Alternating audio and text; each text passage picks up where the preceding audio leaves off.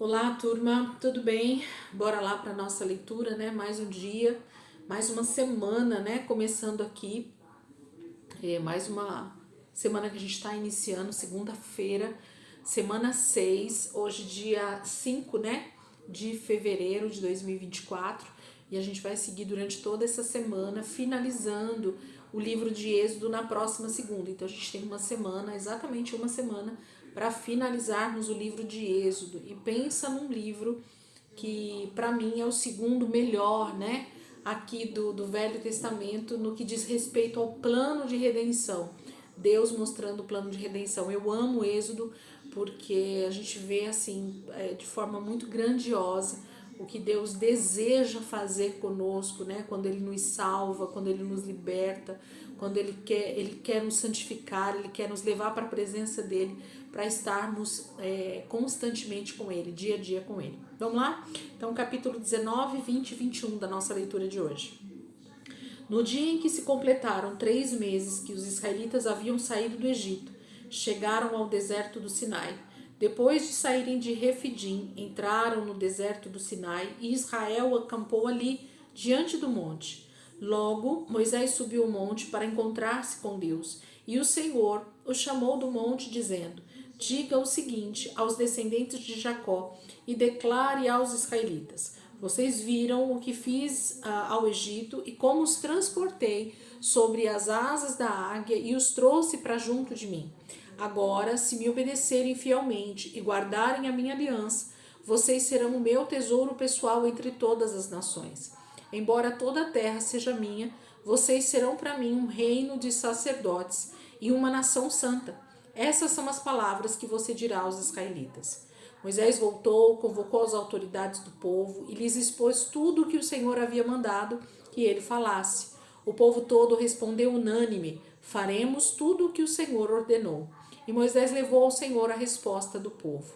Disse o Senhor a Moisés: Virei numa densa nuvem, a fim de que o povo, ouvindo-me falar com você, passe a confiar sempre em você. Então Moisés relatou ao Senhor o que o povo lhe dissera. E o Senhor disse a Moisés: Vá ao povo e consagre-o hoje e amanhã. Eles deverão lavar as suas vestes e estar prontos no terceiro dia, porque nesse dia o Senhor descerá sobre o monte Sinai, à vista de todo o povo. Estabeleça limites em torno do monte e diga ao povo: Tenham o cuidado de não subir ao monte e de não tocar na sua base. Quem tocar no monte certamente será morto. Será apedrejado ou morto a flechadas. Ninguém deverá tocá-lo com a mão. Seja homem, seja animal, não viverá. Somente quando a corneta soar um toque longo, eles poderão subir ao monte.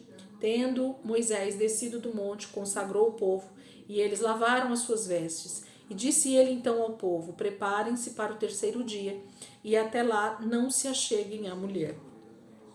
Ao amanhecer do terceiro dia houve trovões e raios, uma densa nuvem cobriu o monte e uma trombeta ressoou fortemente. Todos no acampamento tremeram de medo. Moisés levou o povo para fora do acampamento para encontrar-se com Deus, e eles ficaram ao pé do monte. O monte Sinai estava coberto de fumaça, pois o Senhor tinha descido sobre ele em chamas de fogo. Dele subia fumaça como que de uma fornalha. Todo o monte tremia violentamente e o som da trombeta era cada vez mais forte. Então Moisés falou e a voz de Deus lhe respondeu. O Senhor desceu ao topo do monte Sinai e chamou Moisés para o alto do monte. Moisés subiu e o Senhor lhe disse: Desça e alerte o povo que não ultrapasse os limites para ver o Senhor, e muitos deles pereçam. Mesmo os sacerdotes que se aproximarem do Senhor devem consagrar-se, senão o Senhor os fulminará.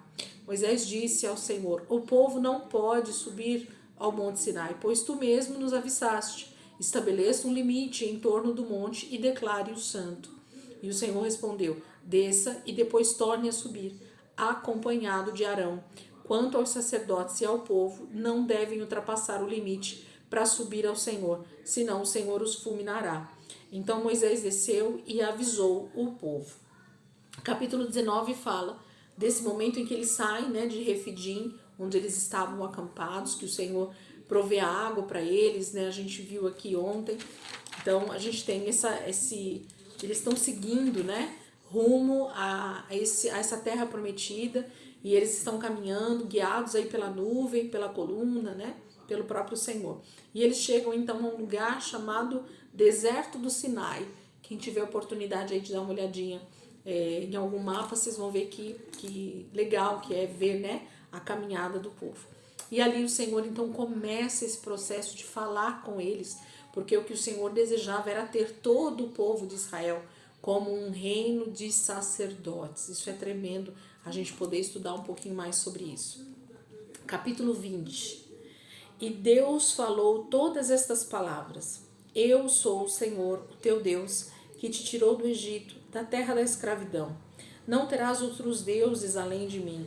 Não farás para ti nenhum ídolo, nenhuma imagem de qualquer coisa no céu, na terra ou nas águas debaixo da terra. Não te prostrarás diante deles, nem lhes prestarás culto, porque eu, o Senhor, o teu Deus, sou Deus zeloso, que castiga os filhos pelos pecados de seus pais, até a terceira e quarta geração daqueles que me desprezam, mas trato com bondade até 1000 gerações aos que me amam e obedecem aos meus mandamentos. Não tomarás em vão o nome do Senhor teu Deus, pois o Senhor não deixará impune quem tomar o seu nome em vão. Lembra-te do dia de sábado para santificá-lo. Trabalharás 6 dias e neles fará todos os teus trabalhos. Mas o 7º dia é o sábado dedicado ao Senhor, o teu Deus. Nesse dia não farás trabalho algum, nem tu, nem teus filhos ou filhas, nem teus servos ou servas, nem teus animais, nem os estrangeiros que morarem em tuas cidades. Pois em 6 dias o Senhor fez os céus e a terra, o mar e tudo que neles existe, mas no 7º dia descansou. Portanto, o Senhor abençoou o 7º dia e o santificou. Honra teu pai e tua mãe, a fim de que tenhas vida longa na terra que o Senhor, o teu Deus, te dá. Não matarás, não adulterarás, não furtarás, não darás falso testemunho contra o teu próximo, não cobiçarás a casa do teu próximo, não cobiçarás a mulher do teu próximo, nem seus servos ou servas, nem seu boi ou jumento, nem coisa alguma que lhe pertença. Vendo-se o povo diante dos trovões e dos relâmpagos e do som da trombeta e do monte fumegando, todos tremeram assustados, ficaram à distância e disseram a Moisés: Fala tu mesmo conosco e ouviremos, mas que Deus não fale conosco para que não morramos. Moisés disse ao povo: Não tenham medo, Deus veio prová-los para que o temor de Deus esteja em vocês e os livre de pecar. Mas o povo permaneceu à distância, ao passo que Moisés aproximou-se da nuvem escura em que Deus se encontrava. O Senhor disse a Moisés: Diga o seguinte aos israelitas: Vocês viram por vocês mesmos que do céu lhes falei. Não façam ídolos de prata nem de ouro para me representarem. Façam-me um altar de terra e nele sacrifiquem-me os seus holocaustos e as suas ofertas de comunhão, as suas ovelhas e os seus bois. Onde quer que eu faça celebrar o meu nome, virei a vocês e os abençoarei. Se me fizerem um altar de pedras, não o façam com pedras lavradas, porque o uso de ferramentas o profanaria. Não subam por degraus ao meu altar, para que nele não seja exposta a sua nudez. Capítulo 20 é o capítulo talvez chave, né? É o capítulo que faz o antes e o depois desse povo que está caminhando no deserto, porque aqui o Senhor dá então os 10 mandamentos, né? A lei principal que rege todo o restante da palavra de Deus. Então, aqui no capítulo 20, o Senhor então traz essa lei tão poderosa que dirigiria, né? Que seria o norte de todo esse povo caminhando e vivendo diante do Senhor. Capítulo 21, para a gente finalizar. São estas as leis que você proclamará ao povo. Se você comprar um escravo hebreu, ele o servirá por 6 anos, mas no 7º ano será liberto, sem precisar pagar nada. Se chegou solteiro, solteiro receberá liberdade, mas se chegou casado, sua mulher irá com ele. Se o seu senhor lhe tiver dado uma mulher, e esta lhe tiver dado filhos ou filhas, a mulher e os filhos pertencerão ao senhor, somente o homem sairá livre. Se, porém, o escravo declarar: Eu amo o meu senhor, a minha mulher e os meus filhos, e não quero sair livre, o seu senhor o levará perante os juízes, terá que levá-lo à porta ou à lateral da porta e furar a sua orelha. Assim ele será seu escravo por toda a vida. Se um homem vender sua filha como escrava, ela não será liberta como os escravos homens. Se ela não agradar ao seu senhor, que a escolheu, ele deverá permitir que ela seja resgatada. Não poderá vendê-la a estrangeiros, pois isso seria deslealdade para com ela. Se o seu senhor a escolheu para seu filho, dê a ela os direitos de uma filha. Se o senhor tomar uma segunda mulher para si, não poderá privar a primeira de alimento, de roupas e dos direitos conjugais. Se não lhe garantir essas 3 coisas, ela poderá ir embora sem precisar pagar nada. Quem ferir um homem e matar terá que ser executado. Todavia, se não o fez intencionalmente, mas Deus o permitiu, designei um lugar para onde poderá fugir. Mas se alguém tiver planejado matar outro deliberadamente, tire-o até mesmo do meu altar e mate-o. Quem agredir o próprio pai ou a própria mãe terá que ser executado. Aquele que sequestrar alguém e vendê-lo ou for apanhado com ele em seu poder terá que ser executado. Quem amaldiçoar seu pai ou sua mãe terá que ser executado. Se 2 homens brigarem e um deles ferir o outro com uma pedra ou com um punho, e o outro não morrer, mas cair de cama, aquele que o feriu será absolvido. Se o outro se levantar e caminhar com o auxílio de uma bengala, todavia ele terá que indenizar o homem ferido pelo tempo que este perdeu e responsabilizar-se por sua completa recuperação. Se alguém ferir seu escravo ou escrava com um pedaço de pau e como resultado o escravo morrer, será punido. Mas se o escravo sobreviver 1 ou 2 dias, não será punido, visto que é sua propriedade. Se homens brigarem e ferirem uma mulher grávida e ela der à luz prematuramente, não havendo, porém, nenhum dano sério, o ofensor pagará a indenização que o marido daquela mulher exigir, conforme a determinação dos juízes. Mas, se houver danos graves, apenas será vida por vida, olho por olho, dente por dente, mão por mão, pé por pé, queimadura por queimadura, ferida por ferida, contusão por contusão.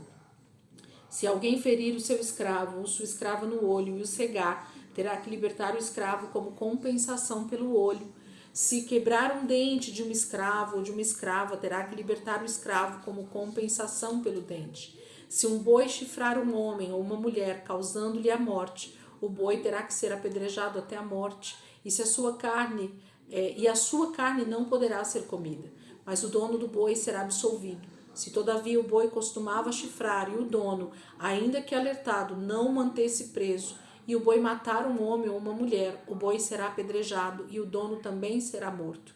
Caso, porém, lhe peçam um pagamento, poderá resgatar a sua vida, pagando o que for exigido. Esta sentença também se aplica no caso de um boi chifrar um menino ou uma menina. Se o boi chifrar um escravo ou uma escrava, o dono do animal terá que pagar 360 gramas de prata ao dono do escravo, e o boi será apedrejado. Se alguém abrir ou deixar aberta uma cisterna, não tendo cuidado de tampá-la, e um jumento ou um boi nela cair, o dono da cisterna terá que pagar o prejuízo, indenizando o dono do animal, e ficará com o animal morto. Se o boi de alguém ferir o boi de outro e o matar, venderão o boi vivo e o dividirão em partes iguais, tanto o valor do boi vivo como o do animal morto.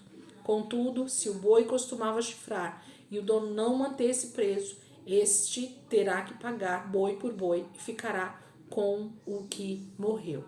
Capítulo 21 já começa a mostrar para nós leis civis, leis de convivência civil, leis que dariam respeito, dariam uma convivência sustentável, para esses 2 milhões de pessoas que estavam caminhando pelo deserto. Israel tinha que ter um norte, tinha que ter uma base de leis civis. Esse é o início, dessas leis civis que Deus dá, porque se eles não tivessem o mínimo, de respaldo com leis, provavelmente eles teriam se matado, Eles mesmos teriam se matado no deserto por causa dos muitos problemas que aconteceriam entre eles, e não teria quem julgasse, e não teria nenhum tipo de lei né, que respaldasse as pessoas prejudicadas ou quem tivesse algum tipo de prejuízo. Amém, queridos?